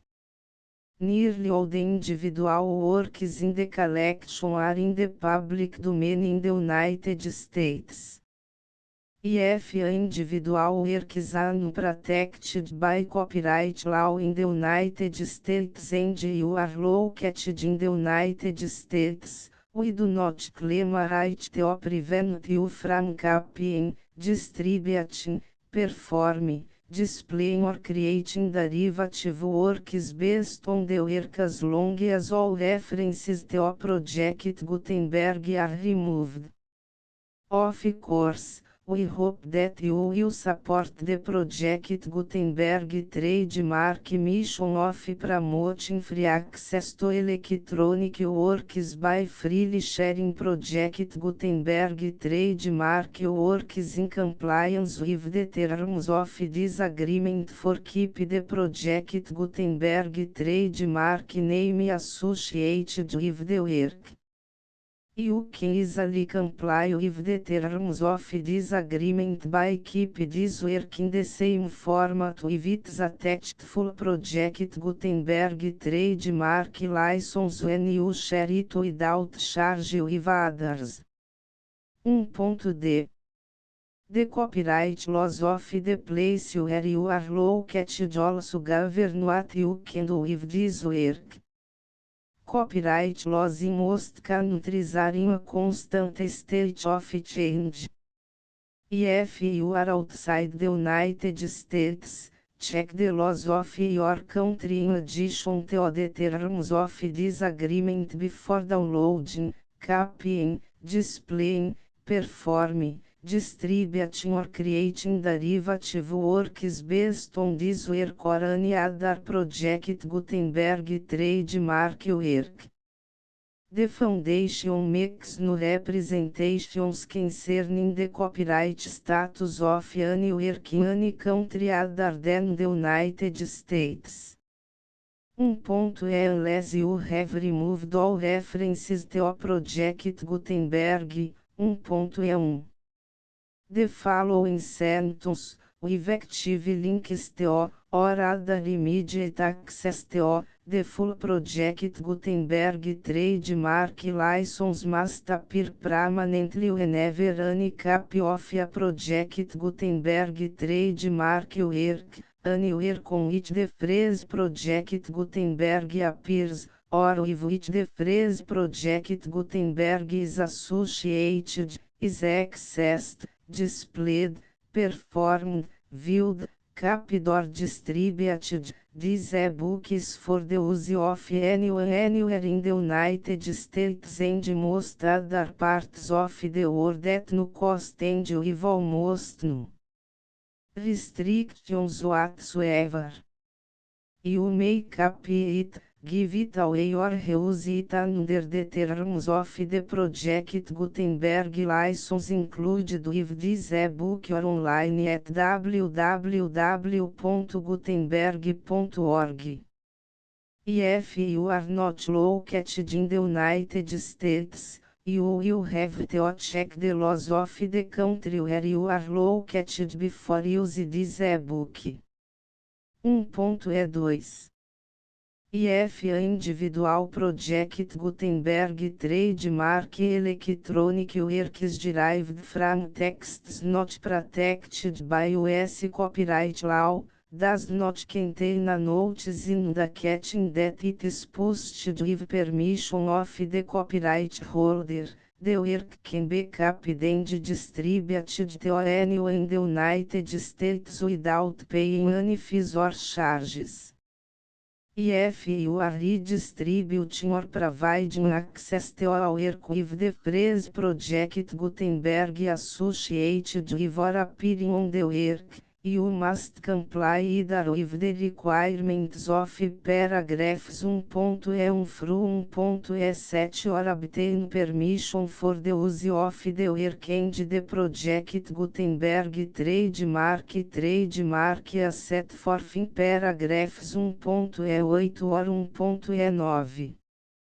1.E3 IF Individual Project Gutenberg Trademark Electronic Works posted with the permission of the copyright holder.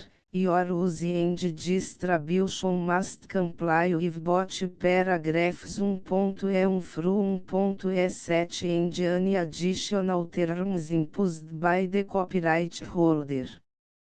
Additional terms will be linked to the Project Gutenberg trademark license for all works posted with the permission of the copyright holder found at the beginning of this work. 1.E4 Do not unrecord that or remove the full Project Gutenberg trademark license terms from this work, or any files containing a part of this work or any other work associated with Project Gutenberg trademark. 1.E5 Do not copy, display, perform, distribute or redistribute this electronic work, or any part of this electronic work, without permanently displaying the sentence set forth in paragraph 1.E1 effective links or immediate access to the full terms of the Project Gutenberg trademark license. 1.E6 You may convert to and distribute this work in any binary, compressed, marked up, non-proprietary or proprietary form, including any word processing or hypertext form. However, if you provide access to or distribute copies of a Project Gutenberg trademark work in a format other than plain vanilla ASCII or other format used in the official version posted on the official Project Gutenberg trademark website, www.gutenberg.org fecha parênteses You must, at no additional cost, for expense to the user, provide a copy, a means of exporting a copy, or a means of obtaining a copy upon request, of the work in its original plain vanilla ASCII or other form. Any alternate format must include the full Project Gutenberg trademark license as specified in paragraph 1.E1. 1.E7 Do not charge a fee for access to, viewing, displaying, performing, copying or distributing any Project Gutenberg trademark works unless you comply with paragraph 1.E8 or 1.E9. 1.E8 You may charge a reasonable fee for copies of your providing access to or distributing Project Gutenberg trademark electronic works provided that item you pay a royalty fee of 20% of the gross profits you derive from the use of Project Gutenberg trademark works. Calculate use the method you already use to calculate your applicable taxes. The fees owed to the owner of the Project Gutenberg trademark, but he has agreed to donate royalties under this paragraph to the Project Gutenberg Literary Archive Foundation. Royalty payments must be paid within 60 days following each date on which you prepare, or are legally required to prepare, your periodic tax returns. Royalty payments should be clearly marked as such and sent to the Project Gutenberg Literary Archive Foundation at the address specified in Section 4, Information about donations to the Project Gutenberg Literary Archive Foundation. Item you provide a full refund of any money paid by a user who notifies you in writing, or by email, within 30 days of receipt that S/he does not agree to the terms of the full Project Gutenberg trademark license. You must require such a user to return or destroy all copies of the works possessed in a physical media and discontinue all use of and all access to other copies of Project Gutenberg trademark works. Item you provide, in accordance with paragraph 1.f3, a full refund of any money paid for a work or a replacement copy, if a defect in the electronic work is discovered and reported to you within 90 days of receipt of the work. Item you comply with all other terms of this agreement for free distribution of Project Gutenberg trademark works. 1.E9 If you wish to charge a fee or distribute a Project Gutenberg trademark electronic work or group of works on different terms than are set forth in this agreement, you must obtain permission in writing from the Project Gutenberg Literary Archive Foundation, the manager of the Project Gutenberg trademark. Contact the Foundation as set forth in Section 3 below. 1.f1.f1 Project Gutenberg volunteers and employees expend considerable effort to identify, do copyright research on, transcribe and proofread works not protected by US copyright law in creating the Project Gutenberg trademark collection.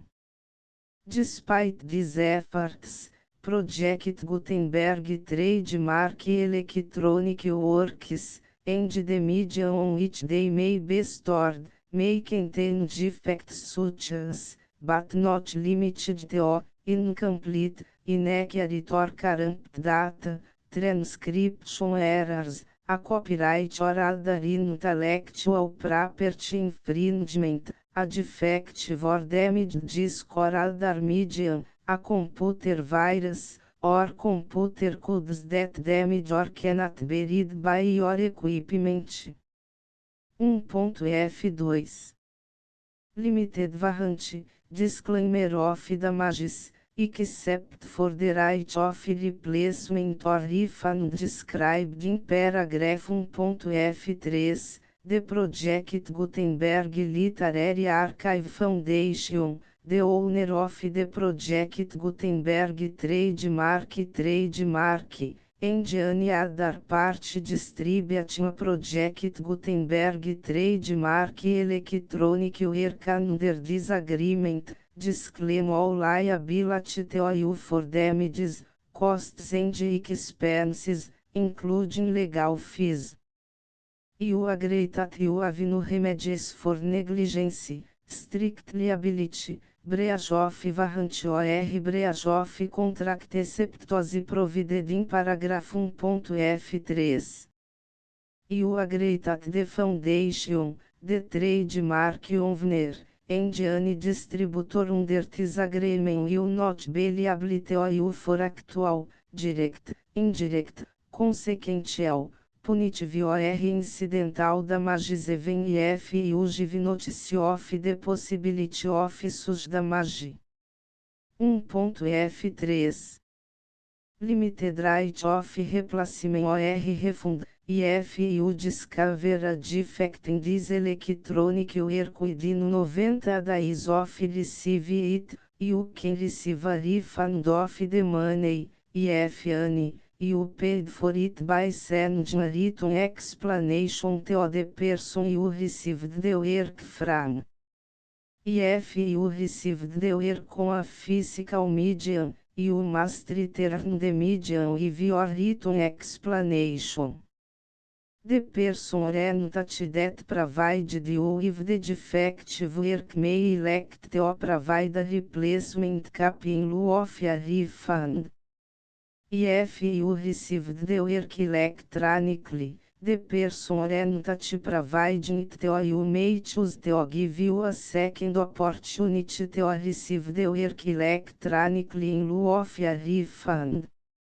If the second cap is also defective, you may demand a refund in writing without further opportunities to fix the problem. 1.F4 Except for the limited right of replacement or refund set forth in paragraph 1.F3, this work is provided to you as is, with no other warranties of any kind, express or implied, including but not limited to warranties of merchantability or fitness for any purpose. 1.F5 Some states do not allow disclaimers of certain implied warranties or the exclusion or limitation of certain types of damages. If any disclaimer or limitation set forth in this agreement violates the law of the state applicable to this agreement, the agreement shall be interpreted to make the maximum disclaimer or limitation permitted by the applicable state law. The invalidity or unenforceability of any provision of this agreement shall not void the remaining provisions. 1.F6 Indemnity, you agree to indemnify and hold the foundation, the trademark owner, any agent or employee of the foundation, anyone providing copies of Project Gutenberg trademark electronic works in accordance with this agreement, and any volunteers associated with the production, promotion and distribution of Project Gutenberg trademark electronic works, harmless from all liability, costs and expenses, including legal fees, that arise directly or indirectly from any of the following which would or cause to occur. A. Distribution of this or any Project Gutenberg trademark work. B. Alteration, modification, or additions or deletions to any Project Gutenberg trademark work, and C. Any defect you cause. Section 2. Information about the mission of Project Gutenberg trademark. Project Gutenberg trademark is synonymous with the free distribution of electronic works in formats readable by the widest variety of computers, including obsolete, old, middle-aged and new computers. It exists because of the efforts of hundreds of volunteers and donations from people in all walks of life. Volunteers and financial support to provide volunteers with the assistance they need are critical to reach Project Gutenberg trademark goals and ensuring that the Project Gutenberg trademark collection will remain freely available for generations to come. Em 2001, the Project Gutenberg Literary Archive Foundation was created to provide a secure and permanent future for Project Gutenberg trademark and future generations. To learn more about the Project Gutenberg Literary Archive Foundation and how your efforts and donations can help, see sections 3 and 4 and the Foundation information page at www.gutenberg.org.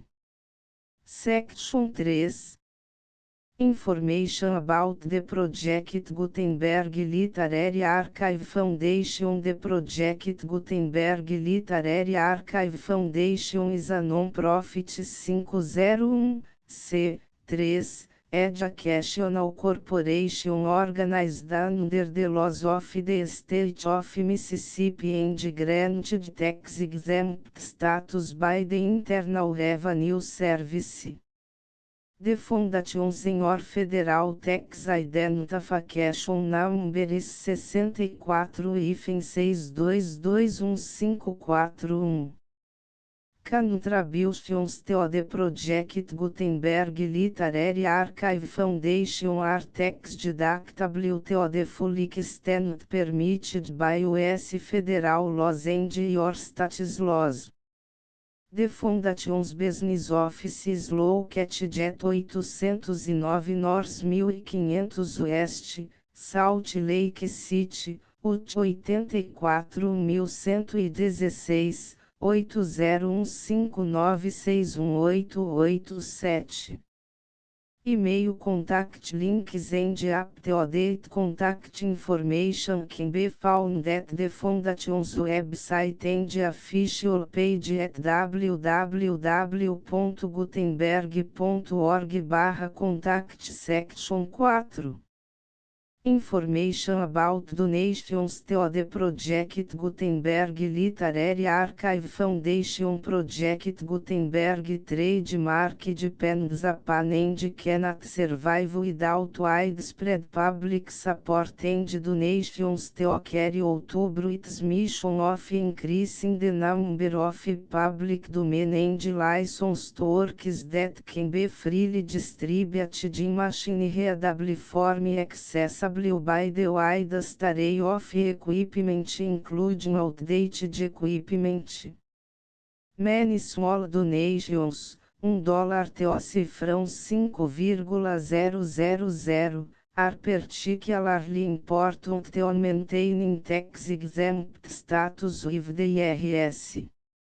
The Foundation is committed to complying with the laws regulating charities and charitable donations in all 50 states of the United States. Compliance requirements are not uniform and it takes a considerable effort, much paperwork and many fees to meet and keep up with these requirements. We do not solicit donations in locations where we have not received written confirmation of compliance. To send donations or determine the status of compliance for any particular state, visit www.gutenberg.org/donate. While we cannot and do not solicit contributions from states where we have not met the solicitation requirements, we know of no prohibition against accepting unsolicited donations from donors in such states who approach us with offers to donate. International donations are gratefully accepted, but we cannot make any statements concerning tax treatment of donations received from outside the United States. US laws alone swamp our small staff. Please check the Project Gutenberg web pages for current donation methods and addresses. Donations are accepted in a number of other ways including checks, online payments and credit card donations. To donate, please visit www.gutenberg.org/donate. Section 5. General Information about Project Gutenberg Trademark Electronic Works. Professor Michael S. Hart was the originator of the Project Gutenberg trademark concept of a library of electronic works that could be freely shared with anyone. For 40 years, Reproduce and distributed Project Gutenberg Trademark eBooks with only a loose network of volunteer support. Project Gutenberg Trademark eBooks are often created from several printed editions, all of which are confirmed as not protected by copyright in the US unless a copyright notice is included. Thus, we do not necessarily keep ebooks in compliance with any particular paper edition. Most people start at our website, which has the main page search facility, www.gutenberg.org. This website includes information about Project Gutenberg Trademark, including how to make donations to the Project Gutenberg Literary Archive Foundation, how to help produce our new ebooks, and how to subscribe to our email newsletter to hear about new ebooks. E segundo, terceira, quarta, vez sexto, sétima, oitava, The Full Project Gutenberg License.